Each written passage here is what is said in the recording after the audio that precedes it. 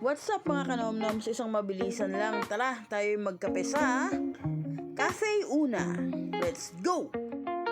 Sayang nga at walang cheesecake dito na nagpunta kami.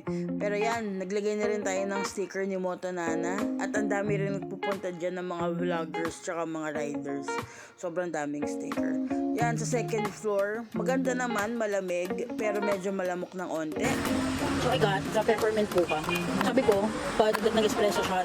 Pero yung peppermint mocha pala, tatlong shots na pala ng espresso. Kabuti na lang sabi ni ate, ma'am, pag pinadagdagan niyo pa po ng espresso, magiging 4 na shots na gulo ng espresso. Let's see. Tama lang. Sikwate.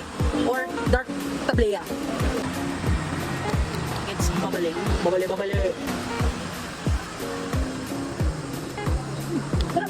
Oh, subenya. Bari. Likit. Yan, so i-rate na natin sila at na-rate na natin. Sa susunod muli, till next time. It's a wrap.